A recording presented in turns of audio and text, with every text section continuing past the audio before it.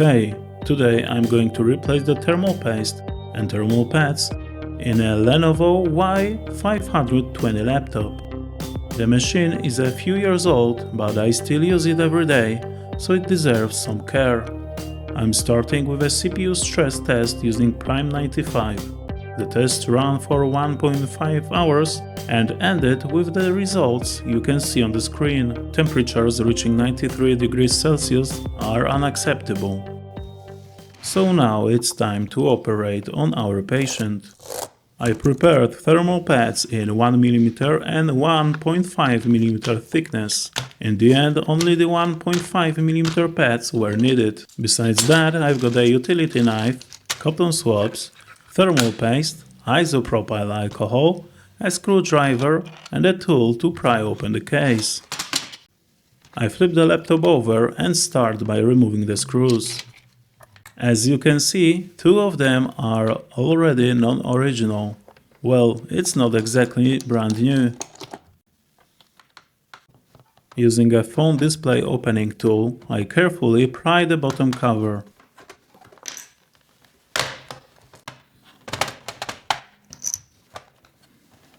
Then I remove the entire bottom panel from its clips by hand. I disconnect the battery power.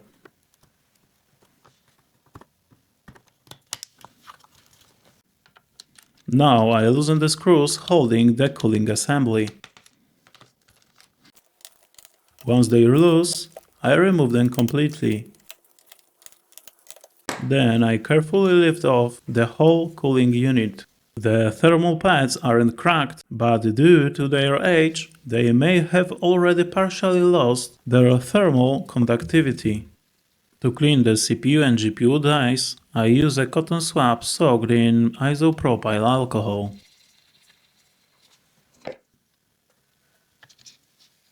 I also clean and degrease all the surfaces that come into contact with the thermal pads.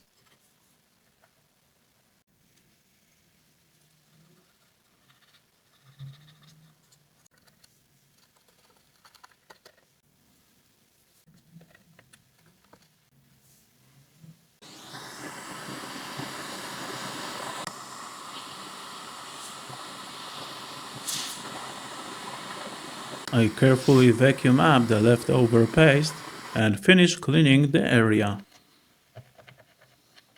Then, using toilet paper soaked in isopropyl alcohol, I clean the areas where the thermal pads will sit.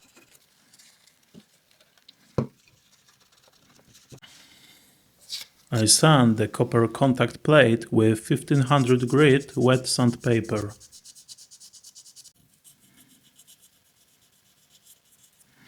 The new thermal pads are 1.5mm thick. I also bought 1mm pads, but as I mentioned earlier, that thickness doesn't fit anywhere. To make things easier, I cut the new pads using the old ones as a template. Keep in mind that Grizzly pads don't behave like rubber. They are a bit brittle.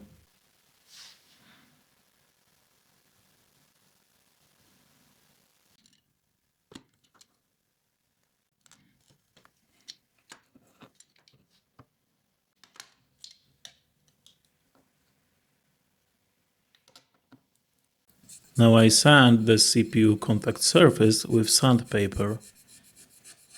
I also clean and degrease the rest of the surfaces.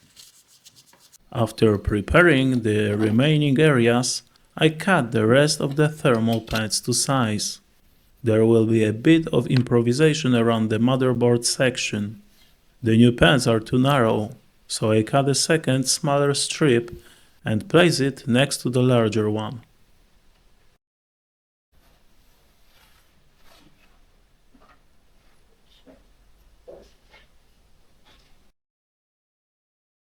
The thermal pads won't stick to the heatsink before the first tightening, so they need to be placed directly on the appropriate sections.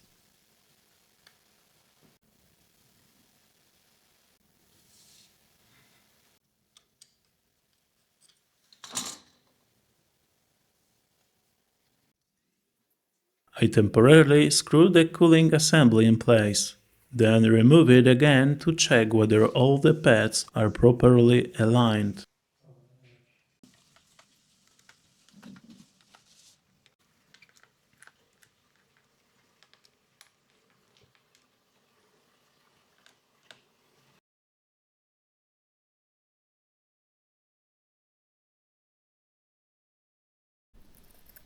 One extra strip needs to be added. The heatsink isn't making contact in that spot.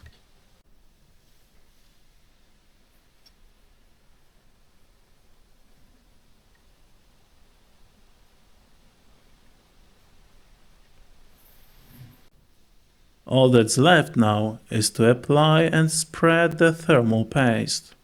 I'm using a 2-year-old Arctic MX6. It may not be the best anymore, but it should do the job.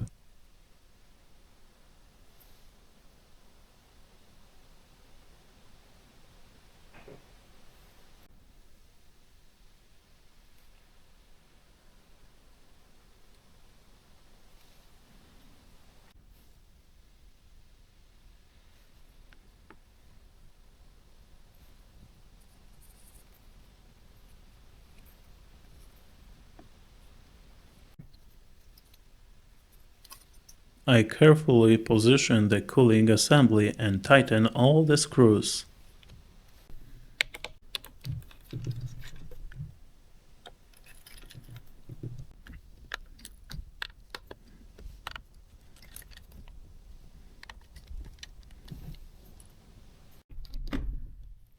I reconnect the battery and double check that everything is properly tightened.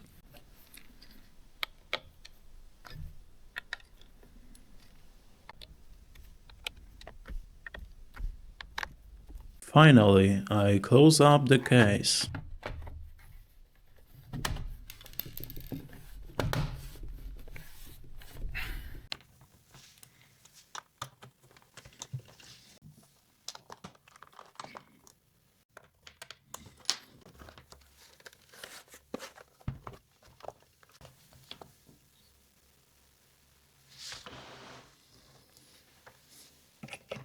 Alright, the laptop is running. Let's do another test to see if the temperatures have actually improved.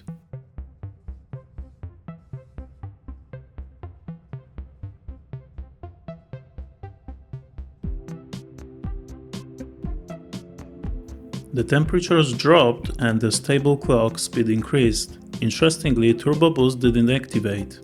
Before replacing the paste, one core briefly hit full turbo boost, almost 3.8 GHz, but the temperature quickly exceeded 90 degrees Celsius, and the processor throttled down. As for temperatures, it's definitely better. They have clearly dropped. I think the results would have been even better with a more efficient paste than Arctic MX6. It probably didn't help that the paste had already been sitting around for 2 years. Thanks for watching and don't forget to subscribe.